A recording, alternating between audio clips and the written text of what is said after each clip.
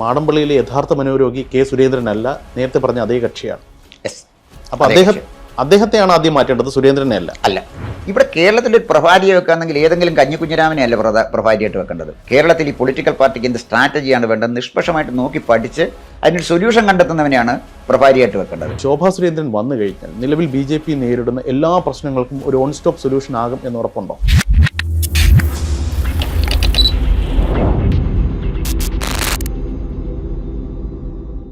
നമസ്കാരം, ഇന്റർവ്യൂവിന്റെ പുതിയൊരു അധ്യായത്തിലേക്ക് സ്വാഗതം. അതിഥിയായി ചേരുന്നു Shri Konni Gopakumar. Welcome sir, welcome to interview. നമസ്കാരം സർ. ഏറെ നാളത്തെ കാത്തിരിപ്പിനൊടുവിൽ ഉപതെരഞ്ഞെടുപ്പുകളുടെ ഫലം വന്നിരിക്കുകയാണ്.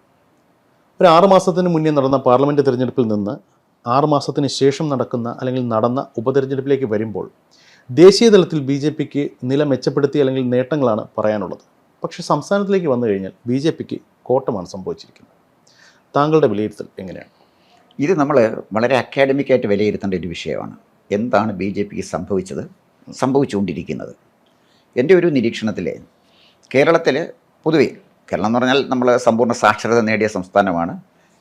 ഇന്ത്യയിൽ ആദ്യമായിട്ട്, പിന്നെ ഒരുപക്ഷെ ലോകത്താദ്യമായിട്ട് ഒരു കമ്മ്യൂണിസ്റ്റ് ഗവൺമെൻറ്റിനെ ബാലറ്റിലൂടെ അധികാരത്തിലെത്തിയ ഒരു സംസ്ഥാനമാണ്. അപ്പോൾ കേരളത്തിൻ്റെ ഒരുപാട് പ്രത്യേകതയുള്ളൊരു സംസ്ഥാനമാണ്. ഇവിടെ ഒരു പൊളിറ്റിക്കൽ പാർട്ടിക്ക് സർവൈവ് ചെയ്യണമെങ്കിൽ 2 കാര്യങ്ങൾ വേണം. അതിലാദ്യത്തെ കാര്യം, ആ പാർട്ടിയെ നയിക്കുന്ന നേതാക്കന്മാർക്ക് പൊളിറ്റിക്കൽ ഇൻ്റലിജൻസ് ഉണ്ടാകണം. രണ്ടാമത്തെ കാര്യം, ആ പൊളിറ്റിക്കൽ പാർട്ടിക്ക് ഒരു ഇലക്ഷൻ എൻജിനീയറിംഗ് ഉണ്ടാകണം. ദറ്റ് മീൻസ് ഒരു ഇലക്ഷൻ സ്ട്രാറ്റജി അതുണ്ടാകണം. ഇത് രണ്ടുമില്ലാത്ത ഒരു പാർട്ടിയാണ് കേരളത്തിലെ BJP. അതുകൊണ്ടാണ് ഇതിനെ KJP എന്ന് പറയാനുള്ളൊരു കാര്യം. മറ്റ് സംസ്ഥാനങ്ങളിലൊക്കെ വ്യത്യസ്തമാണ്. ഇപ്പം തമിഴ്നാട് എടുക്കുക. തമിഴ്നാട്ടിൽ ശക്തമായ ദ്രാവിഡ രാഷ്ട്രീയം കത്തി നിൽക്കുന്ന സംസ്ഥാനം. അണ്ണാദുരൈയുടെ കാലം തൊട്ട് തുടങ്ങിയ ദ്രാവിഡ രാഷ്ട്രീയം. കോൺഗ്രസ് തകർന്നു. ദ്രാവിഡ രാഷ്ട്രീയം വന്നപ്പോൾ തന്നെ DMK AIDMK മാറി. അങ്ങനെ 2 ധ്രുവങ്ങളിൽ നിന്നാണ്. അവിടേക്കാണ് വെറും 3% ഒതുങ്ങി നിന്ന BJPയെ 19-20% വോട്ട് വിഹിതം വർദ്ധിപ്പിച്ചുകൊണ്ട് ആരുമായും കൂട്ടുകൂടാതെ അണ്ണാമലയുടെ നേതൃത്വത്തിൽ ഒരു വലിയ മുന്നേറ്റം നടത്തിയത്. അണ്ണാമല മുന്നോട്ട് വെച്ചൊരു മുദ്രാവാക്യമുണ്ട്, എൻ മണ്ണ് എൻ മക്കൾ. അത് മതി, അത് വലിയ മുദ്രാവാക്യമാണ്. അത് ആദ്യം എടുത്തപ്പം നമ്മുടെ കേരളത്തിലെ മീഡിയയേക്കാൾ വളരെ മോശമാണ് തമിഴ്നാട്ടിലെ മീഡിയ. എളുപ്പം വിലയ്ക്ക് വാങ്ങിക്കാം, ഇവിടെയും വിലയ്ക്ക് വാങ്ങിക്കാം. അപ്പം അതുകൊണ്ട് അവരാദ്യം അണ്ണാമലയ്ക്ക് ഒരു പ്രാധാന്യവും കൊടുത്തില്ല. പക്ഷേ അണ്ണാമലയുടെ പദയാത്ര അങ്ങോട്ട് മൂവ് ചെയ്ത് തുടങ്ങിയപ്പോൾ ഇതൊരുമാതിരി സ്നോ ബോളിങ് പോലെ ആയിപ്പോയി. ഗ്രാമങ്ങളിൽ ആളുകൾ ശ്രദ്ധയാകർഷിച്ചു. അതിൽ ഏറ്റവും പ്രധാനപ്പെട്ട പങ്ക് വഹിച്ചത് സോഷ്യൽ മീഡിയ ആണ് എന്നാണ് ഞാൻ മനസ്സിലാക്കുന്നത്. അവസാനം പത്രക്കാർക്ക് ശ്രദ്ധിക്കേണ്ടി വന്നു, ചാനലുകാർക്ക് ശ്രദ്ധിക്കേണ്ടി വന്നു. അവസാനം ഇന്ത്യൻ പ്രധാനമന്ത്രി പറഞ്ഞു, മീറ്റിങ്ങിൽ പറഞ്ഞു, എന്തുകൊണ്ട് തമിഴ്നാട്ടിൽ നിന്നൊരു പ്രധാനമന്ത്രി വന്നുകൂടാ? ഞാൻ പറഞ്ഞത് ആ അണ്ണാമലയുടെ വളർച്ചയാണ്. ആരായിരുന്നു അണ്ണാമല? അണ്ണാമല ഒരു IPS ഉദ്യോഗസ്ഥനായിരുന്നു. തമിഴ്നാട് രാഷ്ട്രീയത്തെക്കുറിച്ചും തമിഴ്നാട് സമൂഹത്തെക്കുറിച്ചും കൃത്യമായി പഠിച്ച് അക്കാദമിക്കായിട്ട് വിലയിരുത്തി തമിഴ്നാട് രാഷ്ട്രീയം അനലൈസ് ചെയ്ത് വന്ന ഒരാളാണ് അണ്ണാമല. അണ്ണാമലയുടെ അടുത്ത് നിൽക്കാൻ കഴിയുന്ന ഒരു നേതാവ് കേരളത്തിലെ BJPക്ക് ഉണ്ടോ? ആലോചിച്ച് നോക്കണം. ഇപ്പോൾ കർണാടകത്തിലേക്ക് പോയാൽ കർണാടകത്തിൽ യെദ്യൂരപ്പ ഓൾറെഡി BJPക്ക് അടിത്തറ പാകിയ ആളാണ്. അവിടെ അവർക്ക് ശക്തമായൊരു ബേസ് ഉണ്ട്.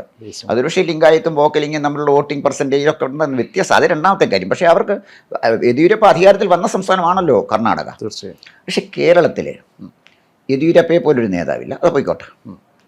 അണ്ണാമലയെ പോലെ ഒരാൾ കേരള രാഷ്ട്രീയത്തിൽ BJPയിലില്ല. എന്തുകൊണ്ട് BJPയിൽ അത് ഉണ്ടാകുന്നില്ല? അതാണ് ഞാൻ പറഞ്ഞത്. ഇവിടുത്തെ പ്രോബ്ലം എന്താണെന്ന് ചോദിച്ചാൽ, ഇവിടെ BJP ഉണ്ട്, BJP കുറച്ച് നേതാക്കന്മാരുമുണ്ട്. അതിൻ്റെ അകത്ത് നല്ല ആളുകളുമുണ്ട്, മോശം ആളുകളുണ്ട്. ഇവർ പലരുമായിട്ട് എനിക്ക് നല്ല വ്യക്തിപരമായ ബന്ധമുണ്ട്. ഇവരൊക്കെ വ്യക്തിപരമായി പല ആളുകളും വളരെ നല്ല ജെന്റിൽമെൻ, നല്ല ആളുകളാണ്. പക്ഷേ അതുകൊണ്ട് കാര്യമില്ലല്ലോ. ഒരു പാർട്ടി ഇവിടെ നിലനിൽക്കണമെങ്കിൽ ആ നേതാക്കന്മാർക്ക് പൊളിറ്റിക്കൽ ഇൻ്റലിജൻസ് വേണം. നിർഭാഗ്യവശാൽ കേരളത്തിലെ BJP നേതാക്കന്മാരിൽ പൊളിറ്റിക്കൽ ഇൻ്റലിജൻസ് ഉണ്ട് എന്ന് നമുക്ക് പറയാൻ കഴിയുന്ന ഒരു നേതാവിനെ ചൂണ്ടിക്കാണിക്കാൻ പറഞ്ഞാൽ എൻ്റെ കയ്യിൽ ഇല്ല എന്നുള്ളതാണ് വാസ്തവം. മനസ്സിലായി. ഇപ്പോൾ ഏതായാലും ഈ തെരഞ്ഞെടുപ്പ് ഫലം വന്നതിന് ശേഷം BJPക്ക് അകത്തു നിന്നും പുറത്തു നിന്നും BJP ഇഷ്ടപ്പെടുന്നവർ പോലും പറയുന്നു ഇവിടെ ഒരു നേതൃമാറ്റം അനിവാര്യമാണ്. വാസ്തവത്തിൽ കെ സുരേന്ദ്രൻ്റെ രക്തത്തിന് വേണ്ടി ദാഹിക്കുന്നവരാണ് ഈ വിളിക്കുന്നത് എന്നാണ് BJPയുടെ ഔദ്യോഗിക പക്ഷം വിലയിരുത്തുന്നത് അല്ലെങ്കിൽ അവകാശപ്പെടുന്നത്. ശരിക്കും ഇവിടെ താങ്കൾ പറഞ്ഞതുപോലെ ഒരു പൊളിറ്റിക്കൽ ഇൻ്റലിജൻസ് വരേണ്ടതുണ്ട് എങ്കിൽ സുരേന്ദ്രൻ മാറിയാൽ എല്ലാ പ്രശ്നങ്ങളും പരിഹരിക്കപ്പെടുന്നു. നമ്മൾ സുരേന്ദ്രനെ കുറിച്ചൊന്ന് പഠിക്കണം. എന്താ കാര്യം, കേരള BJPയിലെ ഏറ്റവും ഭാഗ്യവാനായ നേതാവ് കെ സുരേന്ദ്രനായിരുന്നു. കാരണം കെ സുരേന്ദ്രന് മത്സരിക്കാൻ കിട്ടിയ സീറ്റ് മഞ്ചേശ്വരമാണ്. വളരെ ചെറിയ വോട്ടിൻ്റെ വ്യത്യാസത്തിലാണ് സുരേന്ദ്രൻ അവിടെ തോറ്റത്. കെ ജി മാരാർ മത്സരിച്ച സ്ഥലമാണ് എന്ന് പറഞ്ഞാൽ ബി ജെ പിക്ക് ഉറച്ച രാഷ്ട്രീയ വോട്ടുള്ള, രാഷ്ട്രീയ അടിത്തറയുള്ള ഒരു നിയോജക മണ്ഡലമാണ് മഞ്ചേശ്വരം. അദ്ദേഹം അവിടെ പരാജയപ്പെട്ടു. അദ്ദേഹത്തിൻ്റെ രണ്ടാമത്തെ സുവർണാവസരം അത് പത്തനംതിട്ടയിൽ 2019 ശബരിമല കത്തി നിൽക്കുമ്പോൾ അദ്ദേഹത്തിന് മത്സരിക്കാൻ അവസരം കിട്ടിയതാണ്. അവിടെയും അദ്ദേഹം പരാജയപ്പെട്ടു. ഇപ്പോൾ 6 വർഷമായി അദ്ദേഹം പിന്നെ ബി ജെ പിയുടെ സംസ്ഥാന പ്രസിഡൻ്റായിട്ട് വന്നിട്ട്. എന്താണ് അദ്ദേഹത്തിൻ്റെ കോൺട്രിബ്യൂഷൻ? ഇപ്പോൾ സുരേന്ദ്രനെ കുറിച്ച് പറയുമ്പോൾ ഈ പൊളിറ്റിക്കൽ ഇൻ്റലിജൻസ് പറയുമ്പോൾ ഞാൻ പറയാം, ഈ ഒരു നേതാവിൻ്റെ ഭാഷ അയാളുടെ സംസ്കാരത്തിനെ വെളിപ്പെടുത്തുന്നതാണ്. ഒപ്പം അദ്ദേഹം നേതൃത്വം കൊടുക്കുന്ന പാർട്ടിയുടെ ഭാവിയെയും. ഇതാണ് പ്രധാനമായിട്ട് നമ്മൾ മനസ്സിലാക്കേണ്ട ഒരു കാര്യം. സുരേന്ദ്രൻ എന്തും പറയാം, അത് അദ്ദേഹത്തിൻ്റെ ഒരു ശൈലിയായിട്ട് നമ്മളെടുക്കും. പക്ഷേ അത് എത്രമാത്രം ബി ജെ പിയെ പ്രതികൂലമായി ബാധിക്കുന്നുവെന്ന് അനലൈസ് ചെയ്യാനും അത് കൃത്യമായി കാണാനും കഴിയുന്ന ഒരു സംവിധാനം ബി ജെ പിയിലുണ്ട് എന്ന് എനിക്ക് തോന്നുന്നില്ല. ഉദാഹരണത്തിന് 35 പേര് ജയിച്ചാൽ അദ്ദേഹം ഇവിടെ മന്ത്രിസഭ ഉണ്ടാക്കുമെന്ന് പറഞ്ഞു. അപ്പോൾ ഈ കുടലിൽ കൂടെ അത്രയൊക്കെ കാശ് കിട്ടുമോ ഇതൊക്കെ ഒരു മന്ത്രിസഭ ഉണ്ടാക്കാനുള്ള പണം? ഇത് കേരളത്തിലെ ജനങ്ങളുടെ ബുദ്ധിയെ വെല്ലുവിളിക്കുന്ന സ്റ്റേറ്റ്മെൻറ്റാണ്. ഈ ശ്രീധരൻ പാലക്കാട് മത്സരിച്ചു. എന്താണ് സുരേന്ദ്രൻ കൊടുത്ത സ്റ്റേറ്റ്മെൻറ്റ്? ശ്രീധരൻ ജയിച്ചാൽ കേരളത്തിലെ മുഖ്യമന്ത്രിയാകും. അത് ചോദിക്കണം. ഇതൊക്കെയാണ് ഞാൻ പറഞ്ഞു വന്നത്. ഇതിൻ്റെ കാര്യം എന്താണെന്ന് ചോദിച്ചാൽ, ഈ സുരേന്ദ്രൻ്റെ രക്തത്തിന് വേണ്ടി ദാഹിക്കുന്നു എന്നുള്ളത് ബി ജെ പിക്കാരുടെ പ്രശ്നമാണ്. നമുക്ക് സുരേന്ദ്രൻ്റെ രക്തവും വിയർപ്പും ഒന്നും ഇവിടെ ആവശ്യമില്ല. നമ്മൾ സുരേന്ദ്രനെ വിലയിരുന്നത് ഒരു രാഷ്ട്രീയ നേതാവായിട്ടാണ്. ബി ജെ പിക്കാർ വിലയിരുന്നത് അവർക്ക് പ്രതിയോഗിയായിട്ട് വിലയിരുത്താം, അവരുടെ ഗ്രൂപ്പ് നായകനായിട്ടോ നേതാവായിട്ടോ വിലയിരുത്താം. പക്ഷേ സുരേന്ദ്രനെ നമ്മൾ വിലയിരുത്തുന്നത് ഒരു രാഷ്ട്രീയ നേതാവെന്ന് മാത്രമാണ്. താങ്കൾ പറയുന്ന വാദങ്ങൾ അംഗീകരിക്കുന്നു. പക്ഷേ അതേസമയം ഈ കഴിഞ്ഞ 6 വർഷ കാലയളവിനിടയിൽ നമുക്ക് നോക്കുമ്പോൾ താങ്കൾ ചോദിച്ചല്ലോ സുരേന്ദ്രൻ്റെ കാലത്ത് എന്താണ് നേട്ടങ്ങൾ. കഴിഞ്ഞ കുറേയധികം നാളുകളായിട്ട് ബി ജെ പിയുടെ വോട്ട് വിഹിതത്തിൽ ഗണ്യമായ വർധനവുണ്ടായിട്ടുണ്ട്. അതായത് 0-ൽ നിന്ന ഒരു പാർട്ടിയാണ് അല്ലെങ്കിൽ ഒരു പ്രസ്ഥാനമാണ് അവിടെ നിന്ന് ക്രമാനുഗതമായി വോട്ട് വിഹിതം വർദ്ധിപ്പിക്കുന്നു. പല മണ്ഡലങ്ങളിലും അവർ ജയിക്കുന്നില്ല എന്നുണ്ടെങ്കിൽ പോലും 2ാം സ്ഥാനത്തെത്തുന്നു. ജയത്തിന് തുല്യമായ തോൽവിയാണെങ്കിലും അതും അവർ നേടിയെടുക്കുന്നു. തൃശ്ശൂരിൽ നിന്ന് ആദ്യമായിട്ട് ഒരു താമര വിരിഞ്ഞു. ഇത് ഈ പറയുന്നതൊക്കെയും ഏതൊരു ബി ജെ പിക്കാരനും അഭിമാനിക്കാവുന്ന ഈ നേട്ടങ്ങൾക്ക് ഒരു അവകാശവും സുരേന്ദ്രനില്ല എന്ന് നമുക്ക് പറയാൻ സാധിക്കുമോ? അതിന് ഒറ്റ കാര്യം ഞാൻ പറയാം, എൻ്റെ ഡെഫിനിഷൻ ഞാൻ പറയാം. ഇന്ത്യയിലെ ഏറ്റവും വിലപിടിപ്പുള്ള പൊളിറ്റിക്കൽ ബ്രാൻഡ് എന്ന് പറയുന്നത് നരേന്ദ്രമോദിയാണ്. ഈ നരേന്ദ്ര ദാമോദർ ദാസ് മോദി എന്ന് പറയുന്ന ബ്രാൻഡിൽ കേരളത്തിൽ വിൽക്കുന്ന എക്സ്പയറി ഡേറ്റ് കഴിഞ്ഞ ഒരു പൊളിറ്റിക്കൽ പ്രോഡക്റ്റാണ് KJP. This is not BJP. എൻ്റെ ആ അഭിപ്രായത്തിൽ, എൻ്റെ ഈ കമൻറ്റിൽ ഈ താങ്കൾ ചോദിച്ച എല്ലാ ചോദ്യങ്ങൾക്കും ഉത്തരവുണ്ട്. അതായത് മോഡി എന്ന ഒരു ബ്രാൻഡിനെ വിൽക്കാൻ കെ സുരേന്ദ്രൻ എന്ന് പറഞ്ഞ ഒരാൾ ആവശ്യമില്ല. ഇവിടെ റോബോട്ട് ആയിരിക്കട്ടെ, ഒരു യന്ത്ര മനുഷ്യനെ കൊണ്ട് അവിടെ വെച്ചു. BJPയുടെ സംസ്ഥാന പ്രസിഡന്റിനെ വേണം ലോകത്തിൽ ആദ്യമായിട്ട് ആർട്ടിഫിഷ്യൽ ഇൻ്റലിജൻസിൽ ഇപ്പോൾ ഇൻ്റലിജൻസ് എങ്കിലും മിനിമം ഉണ്ടല്ലോ, ഒരാളെ കൊണ്ട് അവിടെ ഇരുത്തി. എന്നാൽ പോലും ഇതിക്കുള്ളോട്ട് കിട്ടും. മോഡിയുടെ ഒരു ബ്രാൻഡ് വിൽക്കുന്നതിന് കേരളത്തിലെ ഏതെങ്കിലും ഒരു BJP നേതാവിന് എന്ത് അവകാശവാദമാണ് പറയാൻ പറ്റുക? അതായത് ഈ കൈവരിച്ച നേട്ടങ്ങളൊന്നും സുരേന്ദ്രൻ്റെയോ അദ്ദേഹത്തിൻ്റെ സംഘാംഗങ്ങളുടെയോ പ്രവർത്തന മികവല്ല, മോദി എന്ന് പറയുന്ന ബ്രാൻഡിന് ജനങ്ങൾ നൽകിയ അംഗീകാരമാണ്, അല്ലെങ്കിൽ അത് മാത്രമാണ്. ഞാൻ ചോദിക്കുന്നത്, കേരളത്തിലെ പൊതുസമൂഹം അംഗീകരിക്കുന്ന എത്ര നേതാക്കന്മാർ ഭാരതീയ ജനതാ പാർട്ടിയിൽ കേരളത്തിലുണ്ടെന്ന് ആലോചിച്ച് നോക്കും. ഒരു ഉദാഹരണം ഞാൻ പറയാം. 5 വർഷം കേരളത്തിനെ പ്രതിനിധീകരിച്ച് മന്ത്രിയായ ആളാണ് വി മുരളീധരൻ. അദ്ദേഹത്തിന് കേരളത്തിലെ പൊതുസമൂഹത്തിൻ്റെ BJPയിൽ അദ്ദേഹത്തിൻ്റെ ഗ്രൂപ്പുകാർക്ക് അദ്ദേഹം മുരളിയേട്ടനാണ്. അദ്ദേഹത്തിന് അവരുടെ അന്നദാതാവായിരിക്കും, അല്ലെങ്കിൽ അവരുടെ സംരക്ഷകനായിരിക്കും. നമ്മൾ കാണുന്നത് മുരളീധരൻ എന്ന് പറഞ്ഞാൽ വി മുരളീധരനെ രാഷ്ട്രീയ നേതാവായിട്ടാണ് നമ്മൾ കാണുന്നത്. നമ്മൾ വോട്ട് ചെയ്യുന്ന ആളുകൾ മാത്രമാണ്, നമുക്ക് ആരുടെ ഫേവറിൻ്റെ ആവശ്യമില്ല, നമ്മൾ വോട്ട് ചെയ്യുന്ന ആളുകൾ മാത്രമാണ്. അദ്ദേഹത്തിന് എന്തും മാറ്റമാണ് ഉണ്ടാക്കാൻ. ചെറിയൊരു താരതമ്യം ഞാൻ പറയാം. രാജഗോപാൽ കുറച്ചു കാലം മന്ത്രിയായിട്ടിരുന്നു. കുറച്ചു കാലം മന്ത്രിയായിട്ടിരുന്ന് പുറത്തു പോയപ്പോഴേ ആര്യാടൻ മുഹമ്മദ് പറഞ്ഞ ഒരു വലിയ പ്രശസ്തമായൊരു കമൻ്റുണ്ട്. ഇതുവരെ കേരളത്തിന് എന്തെങ്കിലും ചെയ്തൊരു മന്ത്രി കേന്ദ്രത്തിൽ ഇരുന്നിട്ടുണ്ടെങ്കിൽ അത് രാജഗോപാലാണ്. വി അഹമ്മദ് അടക്കമുള്ള ആളുകൾ അതിനകത്ത് അസ്വസ്ഥത പ്രകടിപ്പിച്ചു. അദ്ദേഹം പിന്നെ റെയിൽവേ സഹമന്ത്രിയായ ആളാണ്. അപ്പം ഞാൻ പറഞ്ഞു വന്നത്, അങ്ങനെ പ്രതിപക്ഷത്തിൻ്റെ പോലും അല്ലെങ്കിൽ രാഷ്ട്രീയ പ്രതിയോഗികളുടെ പോലും ബഹുമാനം ആർജിക്കാൻ കഴിഞ്ഞ രാജഗോപാലിൻ്റെ അന്നത്തെ പ്രവർത്തനമാണ് നേമത്ത് വിജയമുണ്ടാക്കി കൊടുത്തത്. നേമത്ത് രാജഗോപാൽ ജയിക്കാനും BJPക്ക് റൂട്ട് ഉണ്ടാക്കി കൊടുത്തതും രാജഗോപാൽ നേടിയ നേട്ടമാണ്. പക്ഷേ അത് നിലനിർത്താൻ അദ്ദേഹത്തിന് കഴിഞ്ഞില്ല. കാരണം ഞാൻ ഈ പറഞ്ഞ പോലെ പൊളിറ്റിക്കൽ ഇൻ്റലിജൻസ് ഉള്ളൊരു നേതാവല്ല രാജഗോപാൽ. അതാണ് വാസ്തവം. അതാണ് ഞാൻ പറഞ്ഞത്, ഇവർക്കാർക്കും അതില്ല എന്നുള്ള പ്രശ്നമാണ് അത് ഞാൻ പറഞ്ഞത്. മനസ്സിലായി. ഇപ്പോൾ ഏതായാലും ഇൻ്റലിജൻസ് ഇല്ല എന്നുള്ളൊരു യാഥാർത്ഥ്യം അംഗീകരിച്ചുകൊണ്ട്, അല്ലെങ്കിൽ അതുകൊണ്ടാണ് ഈ പരാജയം കണ്ടിന്യൂസ് ആയിട്ട് ഏറ്റുവാങ്ങുന്നത് എന്ന് പറയുമ്പോൾ ഒരു സൊല്യൂഷൻ എന്താണ്? അതിൻ്റെ ഒരു സൊല്യൂഷൻ എന്ന് പറഞ്ഞാൽ ഞങ്ങളുടെ നാട്ടിലെ ഒരു പണ്ടൊരു പഴമൊഴി, പക്ഷേ അനീഷിനും അറിയായിരിക്കും. 10 പെറും, ചക്കി കുത്തും, അമ്മ വെക്കും, ഞാൻ ഉണ്ണും എന്ന് പറഞ്ഞാൽ പാർട്ടി ഫണ്ട് തരും, ഞാൻ വിതരണം ചെയ്യും, മോദിജി വന്ന് പ്രസംഗിക്കും, ഞാൻ ഉണ്ണും. ഈ പരിപാടി നിർത്തിവെക്കാതെ കേരളത്തിലെ BJP രക്ഷപ്പെടത്തില്ല. അതിന് ദീർഘമായൊരു മറുപടിയുടെ ആവശ്യമില്ല. ഞാൻ പറഞ്ഞതിനകത്ത് എല്ലാം ഉണ്ടെന്നാണ് ഞാൻ കരുതുന്നത്. ഇതാണ് കേരളത്തിൽ BJP നടന്നുകൊണ്ടിരിക്കുന്നത്. അപ്പോൾ ഇവിടെ ഒരു മാറ്റത്തിന് എന്താണ് ചെയ്യേണ്ടത് എന്നുള്ളതാണ് പ്രസക്തമായ ചോദ്യം. ഇവിടെ ഒരു മാറ്റത്തിന് ഒന്നാമത്തെ കാര്യം, കേരളത്തിലെ BJP വളരെ ജീർണിച്ചൊരു തറവാടാണ്. ഇതെത്ര എക്സ്റ്റൻഷൻ നടത്തിയാലും ഈ തറവാട് നിൽക്കില്ല. വളരെ ദുർബലമാണ് ഈ തറവാട്. ഇത് പൊളിച്ചു മാറ്റി പുതിയ നല്ല ഒന്നാന്തരം ഒരു വീട് പണിയുക എന്ന് പറഞ്ഞാൽ പുതിയ ജനറേഷനിലെ ആളുകൾക്ക് കണ്ടാൽ ഇഷ്ടപ്പെടുന്ന, കടന്നു വരാൻ കഴിയുന്ന നല്ല മനോഹരമായ, വലിപ്പമല്ല പ്രശ്നം, അതിൻ്റെ ക്വാളിറ്റിയാണ് പ്രശ്നം, നല്ല ഒരു വീട് പണിയുകയല്ലാതെ ഇപ്പം ഇരുട്ടുകൊണ്ട് ഓട്ടയടയ്ക്കുന്നതുമായി പോയാൽ ഇന്ത്യയിലെ 28 സംസ്ഥാനങ്ങളിൽ 27 സംസ്ഥാനങ്ങളിലും BJP അധികാരത്തിൽ വന്നാലും സംശയിക്കേണ്ട, കേരളത്തിൽ BJP പച്ച തൊടാൻ പോകുന്നില്ല. താങ്കൾ പറഞ്ഞു യുവാക്കളുടെ ഒരു പ്രാതിനിധ്യം, അല്ലെങ്കിൽ അവർ കടന്നു വരേണ്ടതിൻ്റെ ഒരു ആവശ്യകതയാണ് താങ്കൾ വിരൽ ചൂണ്ടിയത്. യുവാക്കളുടെ കാര്യം പറയുമ്പോൾ കുറച്ച് നാൾ മുൻപ് വരെ കേരളത്തിലെ BJPയുടെ ഒരു മുഖമായി നിന്ന ഒരു യുവാവാണ് ശ്രീ സന്ദീപ് വാര്യർ. അദ്ദേഹം ഈ അടുത്തിടെ BJP ബാന്ധവം ഉപേക്ഷിച്ചിട്ട് കോൺഗ്രസിൽ സ്നേഹത്തിൻ്റെ കട തുറക്കാനായിട്ട് പോയി. ശരിക്കും ഒരുപാട് പേരെങ്കിലും ഇൻഡയറക്ട്ലി പുറമെ പറഞ്ഞില്ല എന്നുണ്ടെങ്കിൽ പോലും സന്ദീപ് വാര്യരുടെ പോക്കിൽ മനസ്സ് വിഷമിച്ച ഒരുപാട് സാധാരണ BJP പ്രവർത്തകർ ഉണ്ട്. ഇത്തരത്തിലൊരു സാഹചര്യം നിൽക്കുമ്പോൾ പുതിയ തലമുറയിൽ നിന്ന് കൂടുതൽ ആൾക്കാർ പാർട്ടിയിലേക്ക് വരുമെന്നും യുവാക്കൾ മുഖ്യധാരയിലേക്ക് വരുമെന്നും പ്രത്യാശിക്കാൻ എന്താണ് സാധ്യത? താങ്കൾക്ക് അങ്ങനെ തോന്നുന്നുണ്ടോ? അതായത് കേരളത്തിലെ പൊളിറ്റിക്കൽ ബെർമുഡ ട്രയാങ്കിളാണ് BJP. ഈ BJPയിലേക്ക് വന്ന നേതാക്കന്മാരുടെ നിരയൊന്ന് അനീഷ് പരിശോധിച്ച് നോക്കണം. കേരളത്തിലെ പോലീസ് സർവീസിലെ ഏറ്റവും പ്രമുഖരായ, ഏറ്റവും അധികം ക്വാളിഫൈഡ് ആയിട്ടുള്ള 3 ഓഫീസർമാരാണുള്ളത്. ഒന്ന് TP സെൻകുമാർ, മറ്റൊന്ന് ജേക്കബ് തോമസ്, മൂന്നാമതൊരാൾ അലക്സാണ്ടർ ജേക്കബ്. അതിലിവർ രണ്ടുപേരും, ജേക്കബ് തോമസും TP സെൻകുമാറും BJPയിൽ ചേർന്നു.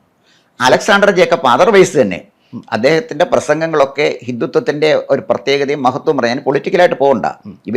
ഇവർ പറയുന്ന ഹിന്ദുത്വത്തിന് ഒരു ആത്മീയ പരിവേഷം കൊടുക്കുന്ന ആളാണ് അലക്സാണ്ടർ ജേക്കബ്. അതുകൊണ്ടാണ് കേരളത്തിൽ ഏറ്റവും കൂടുതൽ ആളുകളുള്ള, ഫോളോവേഴ്സുള്ള ഒരാളായിട്ട് അദ്ദേഹം മാറിയതിൻ്റെ കാര്യം. ഇനി അവിടെ നിൽക്കട്ടെ. പിന്നീട് വന്നത് ആരൊക്കെയാണ്? പിന്നീട് വന്നത് ഡോക്ടർ അബ്ദുൽ സലാം, കാലിക്കറ്റ് യൂണിവേഴ്സിറ്റിയിലെ VC ആയിരുന്നു, വലിയ പണ്ഡിതനാണ്. മറ്റൊന്ന് വന്നത് അലി അക്ബർ, നല്ല സിനിമാ സംവിധായകനാണ്. ആലപ്പുഴക്കാരൻ നസീർ എന്ന് പറഞ്ഞ ആൾ വന്നിരുന്നു. നാസറോ അങ്ങേരുടെയും കുറേ സ്റ്റേറ്റ്മെൻറ്റുകളൊക്കെ ഞാൻ വായിച്ചിട്ടുണ്ട്. ജസ്റ്റിസ് KT തോമസ് വന്നു, TP ശ്രീനിവാസൻ വന്നു, ജസ്റ്റിസ് രവീന്ദ്രൻ വന്നു, ഞാനീ പറഞ്ഞു വന്നത് ഈ ശ്രീധരൻ വന്നു. ഇവരെല്ലാം ഈ ബെർമുഡ ട്രയാങ്കിളിൽ അപ്രത്യക്ഷമായി. ഈ ബെർമുഡ ട്രയാങ്കിൾ വന്നാൽ രക്ഷപ്പെടില്ല. അപ്പോൾ ഇവർ ചെയ്ത എന്താണെന്ന് വെച്ചാൽ, ബെർമുഡ ട്രയാങ്കിളിൽ ഇവർ വന്നവർ അപ്രത്യക്ഷമായപ്പോൾ അവരെവിടെയോ ഉണ്ട്. അതേ എനിക്കറിയത്തുള്ളൂ. എവിടെ ഉണ്ടെന്ന് ചോദിച്ചാൽ എനിക്കറിയില്ല. ബെർമുഡ ട്രയാങ്കിളിൽ എവിടെയോ അലിഞ്ഞു പോയിരിക്കുന്നു. അവരെക്കുറിച്ച് ആരെക്കുറിച്ചും ഈ ഉത്തരേന്ത്യയിലെ ഈ പാർട്ടിയെ നയിക്കുന്ന നേതാക്കന്മാരെന്താ ഉണ്ട് ശ്രദ്ധിക്കാതെ പോയത്. ഇവരൊക്കെ വന്നല്ലോ, എന്നിട്ട് ഈ പാർട്ടി എന്താണ് പച്ച തൊടാതെ പോകുന്നതെന്ന് ആലോചിക്കാനുള്ള ബുദ്ധിവൈഭവം ഇല്ലാതായോ, അതല്ലെങ്കിൽ ഈ പാർട്ടിയെക്കുറിച്ചുള്ള വ്യത്യസ്തമായ ചിത്രം കൊടുക്കുന്ന ആരെങ്കിലും ചിലരെ അവരെ സ്വാധീനിക്കുന്നുണ്ടോ എന്നുള്ളതാണ് പരിശോധിക്കേണ്ടത്. താങ്കൾ നേരത്തെ പറഞ്ഞു പൊളിറ്റിക്കൽ ഇൻ്റലിജൻസ് ഇല്ലാത്തതാണ് കേരളത്തിലെ നേതാക്കന്മാരുടെ പ്രശ്നമെന്ന് പറയുന്നു. അത് അംഗീകരിക്കുന്നു. പക്ഷേ ഇവിടെ പൊളിറ്റിക്കൽ ഇൻ്റലിജൻസ് ഇല്ലാത്ത ആൾക്കാരാണ് ഭരിക്കുന്നത് എന്നുള്ളത് മനസ്സിലാക്കാനുള്ള ഇൻ്റലിജൻസ് മുകളിലിരിക്കുന്ന അല്ലെങ്കിൽ കേന്ദ്ര നേതൃത്വത്തിന് ഇല്ല എന്ന് പറഞ്ഞാൽ എന്തായിരിക്കും താങ്കളുടെ അഭിപ്രായം? അല്ല, ഇവിടെ ഭരിക്കുന്നത് പൊളിറ്റിക്കൽ ഇൻ്റലിജൻസ് ഇല്ലാത്ത ആളുകളായിരുന്നുവെങ്കിൽ ചേലക്കരയിൽ CPM ജയിക്കത്തില്ലല്ലോ. അവർക്ക് പൊളിറ്റിക്കൽ ഇൻ്റലിജൻസ് ഉണ്ട്. അവർക്ക് രണ്ടുമുണ്ട്. CPMനെ സംബന്ധിച്ചിടത്തോളം അവർക്ക് പൊളിറ്റിക്കൽ ഇൻ്റലിജൻസും ഉണ്ട്, അതുപോലെ തന്നെ അവർക്ക് ഇലക്ഷൻ എഞ്ചിനീയറിംഗും ഉണ്ട്. ഇലക്ഷൻ എഞ്ചിനീയറിംഗ് അവർക്കുള്ളത് കൊണ്ടാണ് ഈ ശ്രീധരൻ തോറ്റതും നമ്മുടെ MM മണി ജയിച്ചതും. MM മണി എവിടെ നിൽക്കുന്നു, ഈ ശ്രീധരൻ എവിടെ നിൽക്കുന്നു? വലിയ ഭൂരിപക്ഷത്തിൽ MM മണി ജയിക്കുന്നത്. അപ്പോൾ എനിക്ക് ശരിക്കും പറഞ്ഞാൽ വോട്ടർമാരുടെ സഹതാപം തോന്നി ഈ പാലക്കാട്ടുകാരോടെ. കാരണം അവരെ ഇന്ത്യയിലെ ഏറ്റവും മന്ദബുദ്ധികളായ വോട്ടർമാർ കേരളത്തിലുള്ളവരാണ്. കാരണം ഒരു കോൺസ്റ്റിറ്റ്യുവൻസിയിൽ ഒരു സ്ഥാനാർത്ഥിയെ കൊടുക്കുമ്പോൾ ആ സ്ഥാനാർത്ഥിയെ കൊണ്ട് എൻ്റെ നിയോജക മണ്ഡലത്തിന് എന്താണ് ഗുണം എന്ന് നോക്കി വോട്ട് ചെയ്യുന്ന വോട്ടർമാരുള്ള സ്ഥലത്താണ് ജനാധിപത്യം വിജയിക്കുന്നത്. അല്ല കണ്ണുമടച്ച് ഏതെങ്കിലും ചിഹ്നത്തെ വോട്ട് ചെയ്യുന്ന മന്ദബുദ്ധികൾക്ക് ഒരിക്കലും ജനാധിപത്യത്തിൽ ഒന്നും ചെയ്യാൻ പറ്റില്ല. അപ്പോൾ പാലക്കാട് അതാ സംഭവിച്ചത്. അവിടെയും ഇലക്ഷൻ എഞ്ചിനീയറിംഗ് തകരാറ് പറ്റി. അതെന്താ സംഭവിച്ചെന്ന് ചോദിച്ചാൽ, പാലക്കാട് ഈ ശ്രീധരനെ നിർത്തിയപ്പോൾ 4000 വോട്ടിൻ്റെ വ്യത്യാസം ഉണ്ടായിരുന്നു. ഈ 4000 വോട്ട് ഇലക്ഷൻ എഞ്ചിനീയറിംഗിലൂടെ അവർക്കത് മേക്കപ്പ് ചെയ്യാമായിരുന്നു. ഒരു ചെറിയ ഉദാഹരണം ഞാൻ പറഞ്ഞത്.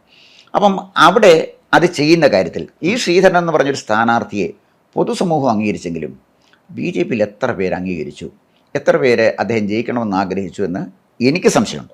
കാരണം അവരുടെ ഒരു പൊതു സ്വഭാവം വെച്ചാൽ എനിക്ക് പറയുന്നത് എനിക്ക് സംശയമുണ്ട്. രണ്ടാമത്തെ പരാജയം ഞാൻ പറയാം. ഇലക്ഷൻ എഞ്ചിനീയറിങ്ങിൻ്റെ കാര്യത്തിലേക്ക് വരുമ്പോൾ നമുക്ക് വിശദമായിട്ട് പറയാം. അപ്പം ഇവിടെ സംഭവിച്ചത് എന്താണെന്ന് ചോദിച്ചു കഴിഞ്ഞാൽ, പാർട്ടിയെ സംബന്ധിച്ചിടത്തോളം ബി ജെ പിയിൽ ചില ഗ്രൂപ്പുകളുണ്ട്. അവർക്ക് പാർട്ടിയല്ല വേണ്ടത്, അവരുടെ ഗ്രൂപ്പ് നേതാക്കന്മാരാണ്. കാരണം ഇവരെ ഫീഡ് ചെയ്യുന്ന ഈ ഗ്രൂപ്പ് നേതാക്കന്മാരാണ്. മനസ്സിലായി. ആ പാർട്ടിക്കാരിൽ ബി ജെ പിയിലെ യഥാർത്ഥ പാർട്ടിയെ സ്നേഹിക്കുന്ന ആളുകൾ ഇല്ലയെന്ന് ഞാൻ പറയില്ല. അവർക്ക് വംശനാശം വന്നുകൊണ്ടിരിക്കുക. അവർ വളരെ ചുരുങ്ങി അവരുടെ സ്പേസ് വരികയാണ്. മനസ്സിലായി. പക്ഷേ ഒരു കാര്യം, ഇപ്പോൾ വിമർശകർ എസ്പെഷ്യലി സുരേന്ദ്ര വിരുദ്ധ ചേരിയിലുള്ളവർ പറയുന്ന ഒരു കാര്യം, താങ്കൾ പറഞ്ഞതുപോലെ പൊളിറ്റിക്കൽ ഇൻ്റലിജൻസ് ഇല്ലാത്തത് കൊണ്ടല്ല, ഇവരുടെ ഇൻ്റലിജൻസ് ഇവർ CPM-ന് പണയം വെച്ചിരിക്കുന്നു, അല്ലെങ്കിൽ ഒരു അഡ്ജസ്റ്റ്മെൻറ്റ് രാഷ്ട്രീയമാണ് ഇവിടെ നടക്കുന്നത്, അതുകൊണ്ടാണ് BJP കൺസിസ്റ്റൻ്റ് ആയിട്ടും കണ്ടിന്യൂസ് ആയിട്ടും പരാജയപ്പെടുന്നത് എന്നൊരു ആക്ഷേപം സുരേന്ദ്ര വിരുദ്ധ ചേരിയോ അല്ലെങ്കിൽ BJP-യിൽ തന്നെ BJP രക്ഷപ്പെടണമെന്ന് ആഗ്രഹിക്കുന്ന ആൾക്കാരോ കരുതുന്നു, വിശ്വസിക്കുന്നു. ശരിയാണോ? അല്ല, അത് ശരിയോ തെറ്റോ എന്നുള്ളതിനേക്കാൾ കൂടുതലായിട്ട് ഇപ്പോൾ CPM-ആയിട്ടൊരു അണ്ടർസ്റ്റാൻഡിങ് ഉണ്ടാക്കിയെന്ന് വെച്ചു. ഇത് പണ്ടും BJP ചെയ്തിട്ടുണ്ടല്ലോ. വടകര കോബിലി സഖ്യം വന്നില്ലേ, കോൺഗ്രസും ലീഗും BJP-യും കൂടെ ഡോക്ടർ മാധവൻകുട്ടി ML നിർത്തിയല്ലോ കർണാടകൻ്റെ കാലത്ത്. അപ്പോൾ അതൊക്കെ പൊളിറ്റിക്സിൽ ഇതൊന്നും അസാധാരണമായ കാര്യമല്ല. ഇനി ഈവൻ CPM-ഉമായിട്ട് അവർക്ക് അണ്ടർസ്റ്റാൻഡിങ് ഉണ്ടെങ്കിൽ, പക്ഷേ അവർക്ക് അതിൽ നിന്ന് നേട്ടമുണ്ടെങ്കിൽ മാത്രമേ, ഇതിപ്പോൾ പൊളിറ്റിക്സിൽ അങ്ങനെ ഒരു മൊറാലിറ്റി ഇല്ല അനീഷേ. അതായത് all is fair in love and war എന്നാണ് പറയുന്നത്. പ്രണയത്തിലും യുദ്ധത്തിലും എന്തുമാകാം. അപ്പോൾ തെരഞ്ഞെടുപ്പ് എന്ന് പറയുന്നൊരു യുദ്ധമാണ്. അവിടെ ആരുമായിട്ട് എങ്ങനെയും കൂട്ടുകൂടും, അത് കൃത്യമാണ്. അവരത് ഇടതുപക്ഷവുമായിട്ടൊരു അലയൻസ് ഉണ്ടെങ്കിൽ അവർക്ക് അതിനകത്ത് പ്രയോജനം ഉണ്ടായെങ്കിൽ ആ അലയൻസ് ഗുണകരമാണ്. ഈ പ്രയോജനം എന്ന് പറയുന്നത് പാർട്ടിക്കുണ്ടാകുന്നില്ല, വ്യക്തികൾക്കുണ്ടാകുന്നു എന്നുള്ളതാണ് ആക്ഷേപം. അല്ല, വ്യക്തികൾക്ക് പ്രയോജനം ഉണ്ടാകുന്നുള്ള കാര്യം ഏത് കൊച്ചുകുഞ്ഞിനെ അറിയാത്തത്? കാരണം കോടിക്കണക്കിന് രൂപയുടെ ഫണ്ടാണ് ഓരോ ഇലക്ഷൻ കാലഘട്ടത്തിലും നമുക്ക് ഇവിടോട്ട് എത്തിച്ചേരുന്നത്. അപ്പോൾ ഈ ഫണ്ടിൻ്റെ വിനിയോഗത്തെ സംബന്ധിച്ചിടത്തോളം, അപ്പോൾ അവരെ സംബന്ധിച്ചിടത്തോളം ഈ ഇലക്ഷൻ എന്ന് പറയുന്നത് ഒരു കൊയ്ത്തുകാലമാണ്. അടുത്ത 5 വർഷത്തേക്കുള്ള ഒരു കൊയ്ത്തുകാലമാണ്. ആ ഇലക്ഷൻ്റെ കാലഘട്ടത്തിൽ സ്ഥാനാർത്ഥിയാകാൻ കുറേ ഭാഗ്യവാന്മാർക്ക് സ്ഥാനാർത്ഥിയാകാൻ പറ്റും. ലോട്ടറി എടുക്കുന്നവർക്കെല്ലാം ടിക്കറ്റ് സമ്മാനം കിട്ടില്ലല്ലോ. ചിലർക്ക് ബമ്പർ ലോട്ടറി അടിക്കും, ചിലർക്ക് കൊച്ചു ലോട്ടറി ചെയ്യാൻ, ചിലർക്ക് ആശ്വാസ സമ്മാനം. എന്തായാലും ഈ മത്സരിക്കുന്നവർക്കൊക്കെ അത്യാവശ്യം പണം വരുന്നുണ്ടല്ലോ. പണ്ടും ഉണ്ട്, ഇപ്പോഴും ഉണ്ട്, നാളെ ഉണ്ടാകും. അപ്പോൾ അതിൽ മാത്രം ഫോക്കസ് ചെയ്താണ് അവിടെ നിൽക്കുന്നത്. ഇവിടെ പ്രശ്നം അവരുടെ ഇലക്ഷൻ്റെ രീതി ഒന്ന് പരിശോധിച്ച് നോക്കിയാലേ, തിരഞ്ഞെടുപ്പ് ഫണ്ട് വരുന്നത് എത്ര ചുരുക്കി ചിലവാക്കാമോ അത്രയും ചുരുക്കി ചിലവാക്കിയുള്ള ഗുണം ബാക്കി കാര്യങ്ങൾ അവർക്ക് ശേഖരിച്ച് വയ്ക്കാം. എന്ന് പറഞ്ഞാൽ ഇലക്ഷൻ്റെ ഒരു കാലഘട്ടം എന്ന് പറയുന്നത് അടുത്ത 5 വർഷത്തേക്ക് നല്ലൊരു ചിട്ടി ചേരാനുള്ള ഒരു കാലഘട്ടത്തിനപ്പുറം ഈ ഇലക്ഷനെ കാണുന്ന എത്ര നേതാക്കൾ, എല്ലാവരെക്കുറിച്ചും അല്ല ഞാൻ പറയുന്നത്, എത്ര നേതാക്കന്മാർ BJP-യിലുണ്ടെന്ന് ആലോചിച്ചു. ഇലക്ഷൻ അവരുടെ ഒരു വരുമാന മാർഗ്ഗമാണ്. സംസ്ഥാനത്ത് BJP നേരിടുന്നത് സമാനതകളില്ലാത്ത വെല്ലുവിളികളാണ്. അപ്പോഴും ശ്രീ സുരേന്ദ്രനെ സപ്പോർട്ട് ചെയ്യുന്നത് അദ്ദേഹത്തിന് പിന്നിൽ ചില ഗോഡ് ഫാദേഴ്സ് ഉണ്ട്, അല്ലെങ്കിൽ അദ്ദേഹത്തിൻ്റെ ചില പ്രൊമോട്ടേഴ്സ്, പാർട്ടിക്കുള്ളിൽ നിന്നോ അല്ലെങ്കിൽ പാർട്ടിയുടെ RSS ഫ്രാക്ഷനിൽ നിന്നോ അദ്ദേഹത്തിന് ചില അദൃശ്യ ശക്തികൾ അദ്ദേഹത്തെ പ്രൊമോട്ട് ചെയ്യുന്നു എന്നുള്ള തരത്തിലുള്ള ചില സംഗതികൾ കേൾക്കുന്നു. ശരിയാണോ? അത് വളരെ വ്യക്തമായിട്ടാണ് എനിക്ക് തോന്നുന്നത്. കാരണം BJP-യിൽ എനിക്ക് ഒരുപാട് സുഹൃത്തുക്കളുണ്ട്. അവരൊക്കെ പറയുന്നത് BL സന്തോഷ് എന്ന് പറയുന്ന ആൾ, അദ്ദേഹം സംഘത്തിൽ നിന്ന ആളാണ്. ഞാൻ അദ്ദേഹത്തിനെ കണ്ടിട്ടില്ല, ഇവർ പറഞ്ഞുള്ള അറിവ് മാത്രമേ ഉള്ളൂ. അദ്ദേഹമാണ് സുരേന്ദ്രനെ സംരക്ഷിക്കുന്ന ഒരാളെന്ന് പറഞ്ഞു. ഇപ്പോൾ ഒരു ചെറിയ ഉദാഹരണം പറയാം. ഈ കഴിഞ്ഞ ഓഗസ്റ്റ് 19-ാം തീയതി BTH എറണാകുളത്ത് ഭാരത് ടൂറിസ്റ്റ് ഹോമിൽ BJP-യുടെ ഒരു നേതൃയോഗം നടക്കുന്നു. ഈ നേതൃയോഗത്തിൽ ഈ BL സന്തോഷ് പങ്കെടുക്കുന്നുണ്ട്. അപ്പോൾ BL സന്തോഷ് എന്ത് ചെയ്യുന്നു വെച്ചാൽ, അദ്ദേഹം ഈ വേദിയുടെ ഏറ്റവും പുറകിൽ പോയിരുന്നു, ഓഡിയൻസിൻ്റെ ഏറ്റവും ബാക്കിലായിരിക്കുന്നു. അദ്ദേഹം നോക്കിയപ്പോഴേ സുരേന്ദ്രൻ പ്രസംഗിക്കുമ്പോൾ ഒരു നേതാവ് ഇത് ഗൗരവമായിട്ട് എടുക്കുന്നില്ല. എന്നാൽ അദ്ദേഹം വളരെ ആവേശപൂർവ്വം പ്രസംഗിക്കുന്നുണ്ടെങ്കിലും ഇരിക്കുന്ന കേൾവിക്കാരിലായ ഒരു നേതാവിൽ ഒരു ആവേശവും വരുന്നില്ല. ഇടയ്ക്കിടയ്ക്ക് അദ്ദേഹത്തിൻ്റെ ഗ്രൂപ്പുകാർ 3-4 പേരുണ്ട്, അവർ കൈയടിക്കുന്നുള്ളതിനപ്പുറം ആ സദസ്സ് അതിനെ അങ്ങോട്ട് എടുക്കുന്നില്ല. പലരും അവർ ഈ മൊബൈൽ നോക്കി ഇങ്ങനെ ഇരിക്കുകയാണ്, മൊബൈൽ നോക്കിയിരിക്കുകയാണ്. അപ്പോൾ സന്തോഷ് ഇതെല്ലാം ശ്രദ്ധിക്കുന്നുണ്ട്. അദ്ദേഹം വന്നപ്പോൾ അദ്ദേഹം അതിനിശിതമായി വിമർശിച്ചു. നിങ്ങളുടെ സംസ്ഥാന പ്രസിഡന്റ് സംസാരിച്ചുകൊണ്ടിരുന്നപ്പോൾ നിങ്ങളൊക്കെ മൊബൈൽ നോക്കിയിരിക്കുകയായിരുന്നു, എന്ത് ശരിയാണിത്? അപ്പോൾ ഈ സംസ്ഥാന പ്രസിഡന്റ് സംസാരം കേൾക്കണ്ട, മൊബൈൽ നോക്കിയാൽ മതി എന്ന് ഇരിക്കുന്നവൻ തീരുമാനിച്ചാൽ സംസ്ഥാന പ്രസിഡന്റിൻ്റെ യോഗ്യത എന്താണെന്ന് മനസ്സിലാക്കാൻ BL സന്തോഷിന് പറ്റിയില്ലെങ്കിൽ എന്തായിരിക്കും സ്ഥിതി? അപ്പോൾ BL സന്തോഷിനെ സംബന്ധിച്ചിടത്തോളം BJP-ക്കാർ തന്നെ പറയുന്നത്, അദ്ദേഹം കേരളത്തിൽ വന്ന് കേരളത്തിലെ BJP-യെ ഛിന്നഭിന്നമാക്കി എന്നാണ് BJP-ക്കാർ പറയുന്നത്.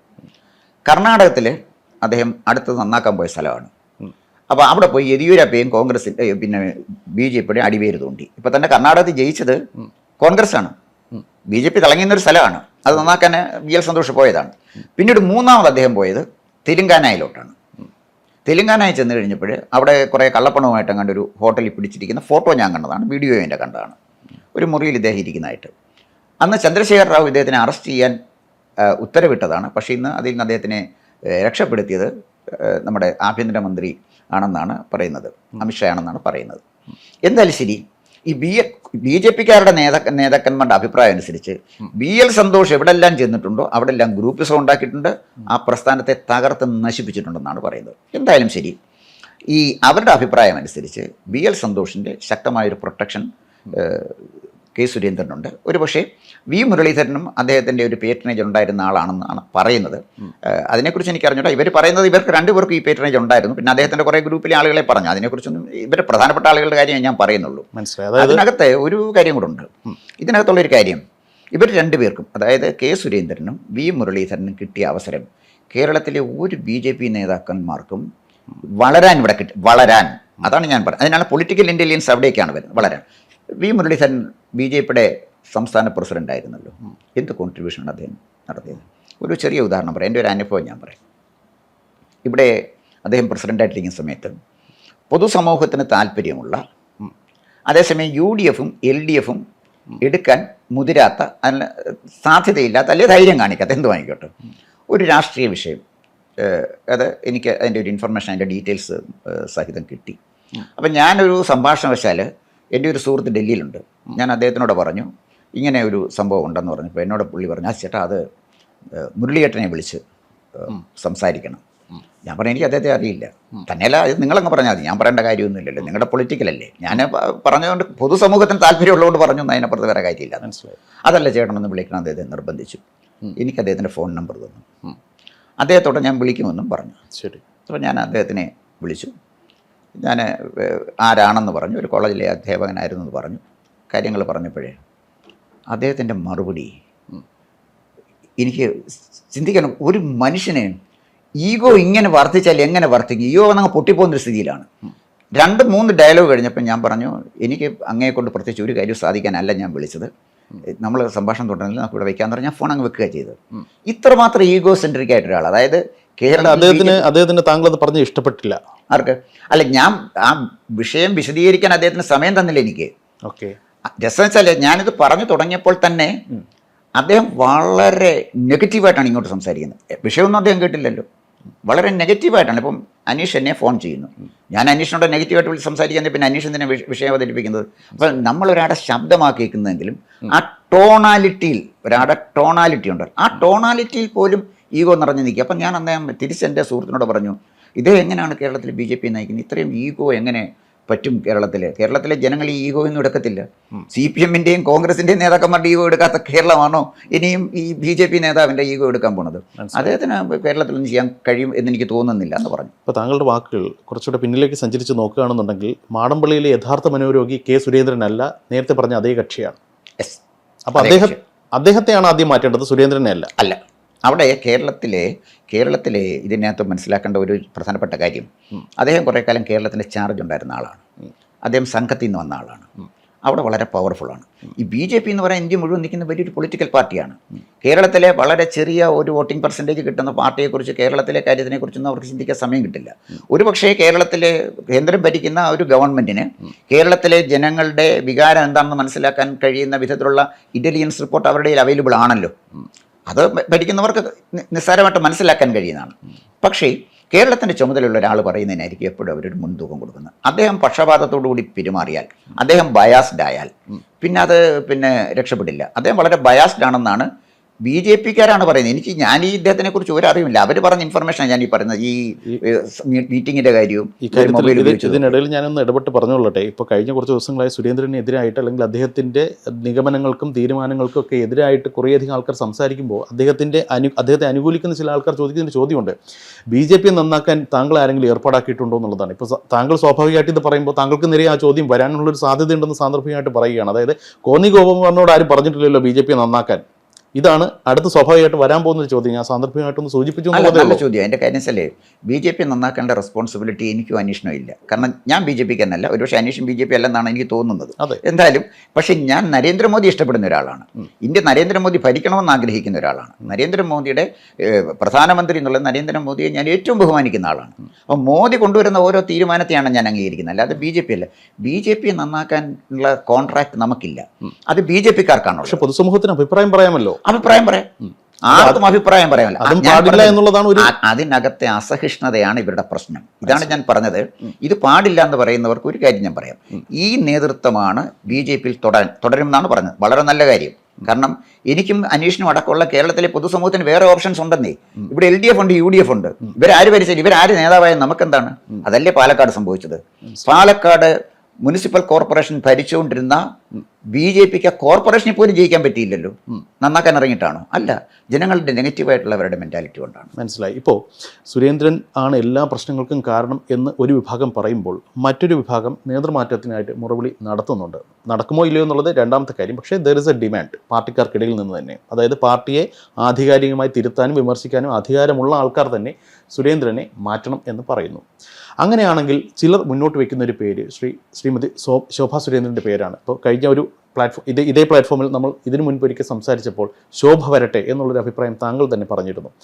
ഞാൻ ചോദിക്കുന്നൊരു ചോദ്യം, ശോഭാ സുരേന്ദ്രൻ വന്നു കഴിഞ്ഞാൽ നിലവിൽ BJP നേരിടുന്ന എല്ലാ പ്രശ്നങ്ങൾക്കും ഒരു ഓൺ സ്റ്റോപ്പ് സൊല്യൂഷൻ ആകും എന്ന് ഉറപ്പുണ്ടോ? ഒരു ഉറപ്പുമില്ല. അതിൻ്റെ കാരണം എന്ന് വെച്ചാൽ BJPയുടെ പ്രസിഡൻറ്റ് മോസ്റ്റ് പവർഫുള്ളാണ്. ഈ CPMൻ്റെ ജനറൽ സെക്രട്ടറിയെ പോലാണ് BJPയുടെ പ്രസിഡന്റ് ആയിക്കഴിഞ്ഞാൽ ആ ടീമിൽ എന്ത് ചെയ്യാൻ നിൽക്കുന്ന കാര്യമാണ്. കാരണം പാർട്ടി അവരുടെ നിയന്ത്രണത്തിലാണ്, പാർട്ടി പ്രസിഡന്റിൻ്റെ നിയന്ത്രണത്തിലാണ്. KPCC പ്രസിഡന്റ് ആണെങ്കിൽ ഗ്രൂപ്പ് വഴക്കം ഉള്ളതുകൊണ്ട് ഒന്നും ചെയ്യാൻ പറ്റില്ല. പക്ഷേ KPCC പ്രസിഡന്റ് പവർഫുൾ ആണ് പണ്ടായിരുന്നെങ്കിൽ, സാങ്കേതികമായി പവർഫുൾ ആണ്. BJP അങ്ങനെയല്ല. എല്ലാ അർത്ഥത്തിലും BJP സംസ്ഥാന പ്രസിഡന്റ് പവർഫുൾ ആണ്. പക്ഷേ BJP പ്രസിഡന്റായിട്ട് അവിടെ എത്തുന്ന ആളിൻ്റെ പൊളിറ്റിക്കൽ ഇൻ്റലിജൻസ് വളരെ പ്രധാനപ്പെട്ട ഒരു ഘടകമാണ്. ഇപ്പോൾ ശോഭാ സുരേന്ദ്രന് നല്ല ക്രൗഡ് പുള്ളറാണ്. അവരെ എവിടെയും പ്രസൻറ്റബിളായ ഒരു സ്ഥാനാർത്ഥിയാണ്. ഒരുപക്ഷെ പാലക്കാടായിരുന്നെങ്കിൽ ശോഭാ സുരേന്ദ്രൻ അവിടെ നിന്ന് ജയിച്ചു പോകാനുള്ള സാധ്യത വളരെ കൂടുതലായിരുന്നു. അപ്പോൾ അവർ മത്സരിക്കുന്നിടത്തൊക്കെ വോട്ടിംഗ് പെർസെൻറ്റേജ് ശോഭാ സുരേന്ദ്രൻ കൂട്ടുന്നുണ്ട് എന്നുള്ളത് ഒരു വാസ്തവമാണ്.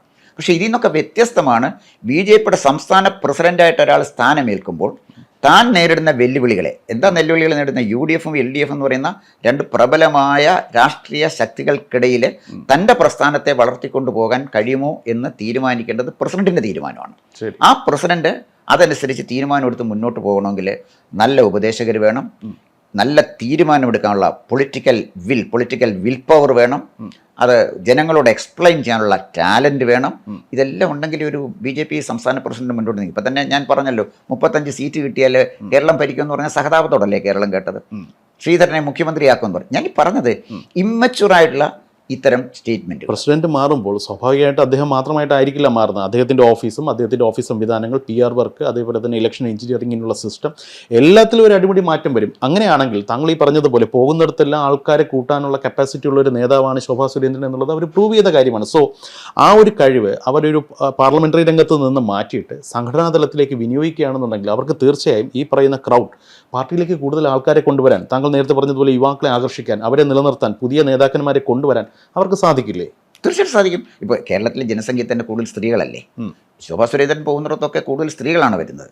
ഒരു സ്ത്രീയുടെ ഓട്ടം തന്നെ വീട്ടിലെ മുഴുവൻ ഓട്ടം. എല്ലാത്തിനും പുറമെ കേരളത്തിൽ ആദ്യമായിട്ട് ഒരു രാഷ്ട്രീയ പ്രസ്ഥാനത്തിൻ്റെ തലപ്പത്തേക്ക് ഒരു സ്ത്രീ വരിക എന്ന് പറയുന്നത് അത് BJPക്ക് നൽകുന്ന മൈലേജ് നിസ്സാരമായിരിക്കുമോ? അല്ല, BJP 2025 ഇലക്ഷൻ വരികയാണ്. ആ ഇലക്ഷനിൽ അതായത് നമ്മൾ വോട്ടർമാരിൽ ഭൂരിപക്ഷവും സ്ത്രീകളാണ്. അപ്പോൾ ശോഭാ സുരേന്ദ്രനെ പോലെ നല്ലൊരു ക്രൗഡ് പുള്ളർ പ്രസിഡന്റായി വന്നാൽ, പക്ഷേ വന്നാലുള്ള കാര്യം വിജയിക്കുമോ ഇല്ലയോ എന്നുള്ളത് കാര്യം ശോഭാ സുരേന്ദ്രൻ്റെ പൊളിറ്റിക്കൽ ഇൻ്റലിജൻസിനെ ആശ്രയിച്ചിരിക്കും. അവസാനമായിട്ടൊരു ചോദ്യം. ഈ പറയുന്നത് പോലെ നേതൃനിരയിൽ സംസ്ഥാന തലത്തിൽ BJPക്ക് കുറേയധികം അഴിച്ചുപണി നടക്കുന്നു, കുറേയധികം മുഖംമിനുക്കൽ നടക്കുന്നു, പുതിയ ആൾക്കാർ വരുന്നു, കഴിവുള്ള ആൾക്കാർ വരുന്നു, ഇൻ്റലിജൻസും വിസ്ഡും ഒക്കെ ഉള്ളവർ വരുന്നു, വരട്ടെ, നല്ല കാര്യം. പക്ഷേ അപ്പോഴും നേരത്തെ പറഞ്ഞ മാടമ്പള്ളിയിലെ മനോരോഗി അതേ സ്ഥാനത്ത് തന്നെ ഇരിക്കുകയാണ് എന്നുണ്ടെങ്കിൽ ഇതുകൊണ്ട് എന്തെങ്കിലും പ്രയോജനം ഉണ്ടാവും? അല്ല, മാടമ്പള്ളിയിലെ മനോരോഗി അവിടെ തുടരുകയാണെങ്കിൽ കേരളത്തിലെ BJPയെ കുറിച്ച് ഒരു പ്രതീക്ഷയും വകയില്ല. മനോരോഗി അവിടെ ഇരിക്കും. ആദ്യം പുള്ളിയാണ് എടുത്തത്, അദ്ദേഹത്തിനെ ആദ്യം മാറ്റേണ്ടത്. അദ്ദേഹം അവിടെ ഇരിക്കും. ഇരുന്നാൽ കേരളത്തിലെ ജനങ്ങൾ വേറെ ഓപ്ഷൻ തേടി പോകും. കാരണം റെക്കോർഡ് ഭൂരിപക്ഷത്തിലാണ് നമ്മുടെ മാങ്കൂട്ടത്തിൽ ജയിച്ചത്. രാഹുൽ മാങ്കൂട്ടത്തിൽ റെക്കോർഡ് ഭൂരിപക്ഷത്തിലാണ് ജയിച്ചത്. റെക്കോർഡ് ഭൂരിപക്ഷത്തിൽ മാങ്കൂട്ടത്തിനെ ജയിപ്പിച്ചാരാണ്? C. കൃഷ്ണകുമാറാണ്. ഈ ഞങ്ങളുടെ നാട്ടിലൊരു പറച്ചിലുണ്ട്, ഈ പരദേവത ബാധയായാൽ എന്തോ ചെയ്യുന്നു. ഈ സഹധർമ്മിണി ബാധയായാലും എന്തോ എന്നുള്ളൊരു ഉദാഹരണമാണ് ഇപ്പോൾ അവിടെ കണ്ടതെന്നാണ് അവർ പറയുന്നത്. ഞാൻ ചോദിക്കുന്നത് കൃഷ്ണകുമാറിനെ അവിടെ നിർത്തരുതെന്ന് മുനിസിപ്പൽ ചെയർപേഴ്സൺ പറയുന്നു, മുഴുവൻ ആളുകളും പറയുന്നു. ആർക്കാരും നിർബന്ധം കൃഷ്ണകുമാറിനെ അവിടെ നിർത്തണമെന്ന്? ഇനി ഞാൻ വേറൊരു ചെറിയൊരു ഉദാഹരണം പറയാം. കഴിഞ്ഞ 2021 നിയമസഭാ തെരഞ്ഞെടുപ്പിലെ ഈ തിരുവല്ല കേന്ദ്രമാക്കി നല്ല മിടുമിടുക്കുന്ന ഒരു ചെറുപ്പക്കാരൻ പ്രവർത്തിക്കുന്നുണ്ടാണ്. അനൂപ് ആൻ്റണി എന്നാണ് അയാളുടെ പേര്. നല്ല മിടുക്കൻ. ഞാൻ അയാളുടെ ചില പ്രഭാഷണങ്ങളും സംസാരങ്ങളും ഒക്കെ കേട്ടിട്ടുണ്ട്. എനിക്ക് വലിയ പ്രതീക്ഷ, ഏത് പാർട്ടിയിലായാലും മിടുക്കന്മാരായ രാഷ്ട്രീയ നേതാക്കന്മാർ വരുന്നതിന് ഇഷ്ടപ്പെടുന്ന ഒരാളാണ്. എനിക്ക് എൻ്റെ രാഷ്ട്രീയമൊന്നുമില്ല. അത് CPM-ലായാലും ശരി, കോൺഗ്രസ്സിലായാലും ശരി, ഇപ്പോൾ അബിൻ വർക്കി എന്ന് പറഞ്ഞ ഒരാൾ, രാഹുൽ മാങ്കൂട്ടം, ഞാൻ പറഞ്ഞ അവർ വരട്ടെ, അവർ വന്ന് നാളെ കേരളത്തിനെ നന്നായിട്ട് നയിക്കട്ടെ. അങ്ങനെ എനിക്ക് പ്രതീക്ഷ തന്ന ഒരാളാണ് ഈ അനൂപ് ആൻ്റണി. അനൂപ് ആൻ്റണി അവിടെ കുറേ പ്രവർത്തിക്കുകയും ചെയ്തു. അപ്പോൾ സുരേന്ദ്രൻജി ഒരു കാര്യം ചെയ്തത്, ഇലക്ഷൻ വന്നപ്പോഴേ ഇദ്ദേഹത്തിനെ അമ്പലപ്പുഴയ്ക്കോ വേറെ എങ്ങാണ്ടടുത്തേക്ക് അയച്ചു. എന്നിട്ട് അശോകൻ കുളനട എന്ന് പറഞ്ഞ ഒരാളിനെ, ഞാൻ അതിനെക്കുറിച്ച് കൂടുതൽ പറയുന്നില്ല, അശോകൻ കുളനട എന്ന് പറഞ്ഞ ഒരാളിനെയാണ് അവിടെ മത്സരിപ്പിച്ചത്. അപ്പം പൊളിറ്റിക്കൽ ഇൻ്റലിജൻസിൻ്റെ ഉദാഹരണം ഞാൻ ഈ പറയുന്നത്. 2, ഈ സന്ദീപ് വാര്യരെ വളരെ കഷ്ടപ്പെട്ട് പറഞ്ഞു വിട്ടു. ഓക്കെ, സന്ദീപ് വാര്യരെ എരിചട്ടി എന്ന് വറതിയിലോട്ടാണ് പോയത്. സന്ദീപ് വാര്യരുടെ കാര്യമൊക്കെ പോകട്ടെ, അതിനും കാലം തെളിയിക്കേണ്ടതാണ്. കോൺഗ്രസ്സുകാർ എത്ര കാലം സന്ദീപ് വാര്യരെ കൊണ്ടു നടക്കുമെന്ന് എനിക്കറിയില്ല. എനിക്ക് സന്ദീപ് വാര്യരോടുള്ള ഏക വികാരം സഹതാപം മാത്രമാണ്. അല്ല, ഒരാൾ ഇങ്ങനെ ഒരു ഗതികേടിലേക്ക് പോകുമ്പോൾ സഹതാപം, ഇപ്പോൾ കുറച്ചാളൊക്കെ അവർ കൊണ്ടു നടക്കി, ഇതിനെക്കാട്ടി വലിയ കൊണ്ടു നടന്നവരൊക്കെ കോൺഗ്രസ്സുകാർ കളഞ്ഞിട്ടുണ്ടല്ലോ. അതുകൊണ്ട് അത് പോയിക്കോട്ടെ. പക്ഷേ സന്ദീപ് വാര്യർക്ക് ചെയ്യാൻ പറ്റുന്ന, അല്ലെങ്കിൽ സന്ദീപ് വാര്യർ അപകടകാരിയാകുന്നത് ഈ പാർട്ടിയിലെ ഓരോ നേതാവിനെയും പൊളിച്ചെടുക്കാൻ കഴിയുന്ന ഇൻഫർമേഷൻസ് സന്ദീപ് വാര്യരുണ്ട്. സന്ദീപ് വാര്യരുടെ ചോദ്യം, അതായത് ഇപ്പോൾ ചാനൽ ചർച്ചയിൽ സന്ദീപ് വാര്യർ വന്നിരിക്കുക, അതിനെ കൗണ്ടർ ചെയ്യാൻ ഒരാളെ വേണ്ടേ? ഒരു പരിധിവരെ സന്ദീപ് വചസ്പതിയെ ഉപയോഗപ്പെടുത്താൻ പറ്റും. പക്ഷേ കൃത്യമായി സന്ദീപ് വാര്യർ BJP എന്താണ് എന്ന് പൊതുസമൂഹത്തിനോട് പറയാൻ തുടങ്ങിയാൽ അതിനെ തടയാൻ ഒരാൾക്ക് പറ്റില്ല. മനസ്സിലായി. ഇപ്പോൾ ഏതായാലും നമുക്കൊരു കൺക്ലൂഷനിലേക്ക് വന്നു കഴിഞ്ഞാൽ, താങ്കൾ നേരത്തെ ഞാൻ ഒരു ചോദ്യമായി ചോദിച്ചിരുന്നു, പക്ഷേ അതിന് ഒരു കൃത്യമായ ഒരു പോയിന്റിലേക്ക് നമ്മൾ എത്തിയിട്ടുണ്ടായിരുന്നില്ല. കേരളത്തിൽ പ്രവർത്തിക്കുന്ന സംവിധാനങ്ങൾ, അല്ലെങ്കിൽ കേരളത്തിൻ്റെ തലപ്പത്തിരിക്കുന്ന നേതാക്കന്മാരൊന്നും പൊളിറ്റിക്കൽ വിസ്ഡം അല്ലെങ്കിൽ ഇൻ്റലിജൻസ് ഇല്ലാത്തവരാണ് എന്നുള്ളത് ഒരു യാഥാർത്ഥ്യം. അത് അംഗീകരിക്കുമ്പോഴും നമ്മൾ നേരത്തെ പറഞ്ഞു, കേന്ദ്രത്തിൽ ഇരിക്കുന്നവർ ബുദ്ധിയുണ്ട്, അവർക്ക് സോഷ്യൽ എഞ്ചിനീയറിംഗ് അറിയാം, ഇലക്ഷൻ എഞ്ചിനീയറിംഗ് അറിയാം, എല്ലാം അറിയാം, എല്ലാം മനസ്സിലാക്കുന്നുണ്ട്. എല്ലാം മനസ്സിലാക്കുന്ന ആ നേതൃത്വം സംസ്ഥാനത്ത് ഇത്രയും കഴിവുകെട്ടവരാണ്, അല്ലെങ്കിൽ സംസ്ഥാനത്ത് ഇരിക്കുന്നവരാരും ഉത്തരവാദിത്തപ്പെട്ടവരാരും അവർ ചെയ്യേണ്ട പണി ചെയ്യുന്നില്ല എന്നുള്ളത് മനസ്സിലാക്കാനുള്ള വിസ്ഡം അവർക്കില്ലേ എന്നുള്ളത് ചോദിച്ചിട്ട്, അല്ലെങ്കിൽ അതിൻ്റെ ഉത്തരം പറഞ്ഞുകൊണ്ട് നമുക്ക് അവസാനിപ്പിക്കാം. അതിന് 2 സാധ്യതയുള്ളത്. അവർക്ക് വിസ്റ്റമില്ലെന്ന് ഞാൻ പറയാൻ ഒക്കത്തില്ല. ഇന്ത്യ ഭരിക്കുന്ന ഒരു പാർട്ടി മഹാരാഷ്ട്രയിലും ഹരിയാനയിലും വിജയം നേടിയ ഒരു പൊളിറ്റിക്കൽ പാർട്ടിക്ക് വിസ്റ്റമില്ലെന്നൊന്നും ഞാൻ പറയുന്നില്ല. പക്ഷേ സ്വന്തം ഘടകത്തിലെ പ്രശ്നങ്ങൾ എന്തുകൊണ്ട് അവർ കാണുന്നില്ല, അഡ്രസ്സ് ചെയ്യുന്നില്ല? അത് ആ സ്വന്തം 2 കാരണമാണ്. ഒന്ന്, കേരളം എന്ന് പറയുന്ന അവരെ സംബന്ധിച്ചിടത്തോളം വളരെ ചെറിയൊരു ഘടകമാണ്. ഒരുപക്ഷേ കർണാടകം കഴിഞ്ഞാൽ അവർ പ്രാധാന്യം കൊടുക്കുന്നത് തമിഴ്നാടിനാണ്. കേരളത്തിനൊന്നും അവർ പ്രാധാന്യം കൊടുക്കുന്നില്ല. അപ്പോൾ കേരളത്തിൽ എങ്ങനെയും പോയിക്കോട്ടെന്ന് വെച്ചാൽ അങ്ങനെയാണ്. കേരളത്തിലെ നമ്മുടെ ഇവിടുത്തെ വരുന്ന നേതാവ് അവിടെ ചെന്ന് സുരേന്ദ്രൻജിയുടെ കൂടാണ് മൊത്തം ആളുകൾ സുരേന്ദ്രൻജിയുടെ ഒപ്പം നിൽക്കുകയാണ്, ജനകൂടികൾ അദ്ദേഹത്തിൻ്റെ കൂടാണെന്നാണ് അവിടെ റിപ്പോർട്ട് ചെയ്യുന്നത്. അവർ കണക്കെടുക്കുമ്പോൾ ശരിയാണ്. സുരേന്ദ്രൻ വന്നതിന് ശേഷം ഇലക്ഷനൊക്കെ ഒരുപാട് വോട്ട് കൂടിയിട്ടുണ്ട്. അതാണ് ഞാൻ പറഞ്ഞത്, കെ സുരേന്ദ്രൻ്റെ പകരം റോബോട്ട് ഇരുന്നാൽ ഇത് വരുമെന്ന് പറഞ്ഞതിൻ്റെ കാര്യം അതല്ലല്ലോ അവിടെ അറിയുന്നത്. അവിടെ ഈ കണക്കുകളൊക്കെ വെച്ച് നോക്കുമ്പോൾ വളരെ കറക്റ്റാണ്. അല്ല, അത് എൻ്റെ പ്രശ്നം വെച്ചാൽ ഇവിടെ ഇത്തരം ചില കാര്യങ്ങളിൽ പാർട്ടിയെ നയിക്കുന്ന അതിൻ്റെ ഒരു അഖിലേന്ത്യാ പ്രസിഡൻ്റുണ്ട്, നഡ്ഡ. അദ്ദേഹത്തിന് ഇപ്പം അതിൻ്റെ ചുമതലയുള്ളതായിട്ട് കാലാവധി കഴിയും. അദ്ദേഹം മോസ്റ്റ് ഇൻഎഫക്റ്റീവ് പ്രസിഡൻ്റ് ആയിരുന്നു എൻ്റെ അഭിപ്രായത്തിൽ. മോസ്റ്റ് ഇൻഎഫക്റ്റീവ് പ്രസിഡൻ്റാണ് നഡ്ഡ. പിന്നെ ഇവിടെ ഒരു പ്രഭാരി ആയിരിക്കും, പ്രകാശ് ജാവ്ദേക്കർ. അദ്ദേഹം മന്ത്രിയായിരുന്നു. മന്ത്രിപ്പണിക്ക് അദ്ദേഹത്തിനെ കൊള്ളത്തില്ലെന്ന് കണ്ട് അവർക്ക് കൊടുക്കാൻ പറ്റുന്ന ഏറ്റവും മോശമായൊരു പോസ്റ്റിങ്ങാണ് കേരളത്തിലെ പ്രഭാരി. കേരളത്തിനെ അവർ പരിഗണിക്കുന്നില്ല, പിന്നെ പ്രഭാരിയുടെ കാര്യം അറിയാമല്ലോ. അപ്പോൾ ഇദ്ദേഹം ഈ ഡൽഹിയിലിരുന്ന് ശ്വാസം പൊട്ടുമ്പോഴേ നേരെ ശുദ്ധവായു ശ്വസിക്കാനായിട്ടും ഒക്കെ ആയിട്ട് നേരെ ഒരു കോട്ടുമൊക്കെ ഇട്ട് കേരളത്തിലേക്ക് വരും. ഇവിടെ വന്നിട്ട് അദ്ദേഹം പറയുന്നത് എന്താണെന്ന് അദ്ദേഹത്തിനും അറിയത്തില്ല, കേൾക്കുന്നത് നമുക്കും അറിയത്തില്ല, ചിരിച്ചുകൊണ്ട് കണ്ടൊക്കെ പറയുന്നുണ്ട്. ആ പാവം വന്ന് ഒരു സ്റ്റേറ്റ്മെൻറ്റ് നടത്തിച്ചു പോകും. ഇവിടെ കേരളത്തിലൊരു പ്രഭാരിയെ വെക്കുകയാണെങ്കിൽ ഏതെങ്കിലും കഞ്ഞിക്കുഞ്ഞിരാമനെ അല്ല പ്രഭാരിയായിട്ട് വെക്കേണ്ടത്. കേരളത്തെക്കുറിച്ച്, കേരളത്തിൻ്റെ ഡെമോക്രസി പഠിക്കണം, കേരളത്തിൻ്റെ രാഷ്ട്രീയ ചരിത്രം പഠിക്കണം, കേരളത്തിൽ ഈ പൊളിറ്റിക്കൽ പാർട്ടിക്ക് എന്ത് സ്ട്രാറ്റജിയാണ് വേണ്ടത് നിഷ്പക്ഷമായിട്ട് നോക്കി പഠിച്ച് അതിനൊരു സൊല്യൂഷൻ കണ്ടെത്തുന്നവനെയാണ് പ്രഭാരിയായിട്ട് വെക്കേണ്ടത്. അല്ല, ഇവിടെ വന്ന് എന്തെങ്കിലുമൊക്കെ പത്രക്കാരനോട് പറഞ്ഞു പോകുന്നൊരു പ്രഭാരിയെ കൊണ്ട് എന്ത് ഗുണമുള്ളത്? മനസ്സിലായി. ഇപ്പോൾ ഏതായാലും കേരളത്തിലിരുന്ന് നമ്മളിത് ചർച്ച ചെയ്യുന്നു. ഈ കാര്യങ്ങളൊക്കെ അറിയിക്കേണ്ടവരെ അറിയിക്കണമെങ്കിൽ ആ ആൾക്കാർ ഈ പറയുന്ന കോക്കസിൻ്റെ ഭാഗമായതുകൊണ്ട് അവർ അറിയിക്കും എന്ന് കരുതാൻ നിർവാഹമില്ല. മലയാളത്തിലാണ് നമ്മൾ സംസാരിക്കുന്നത് എന്നുള്ളത് കൊണ്ട് അവിടെ ഇരിക്കുന്നവർ നേരിട്ട് ഇത് കാണാനോ മനസ്സിലാക്കാനോ പോകുന്നില്ല. അറിവുള്ളവർ, കാഴ്ചപ്പാടുള്ളവർ ഇത് കാണുമെന്നും ധരിപ്പിക്കേണ്ടവരെ ധരിപ്പിക്കുമെന്നും നമുക്ക് പ്രത്യാശിക്കാം. നല്ലത് സംഭവിക്കട്ടെ എന്ന് ആഗ്രഹിക്കാം. നന്ദി.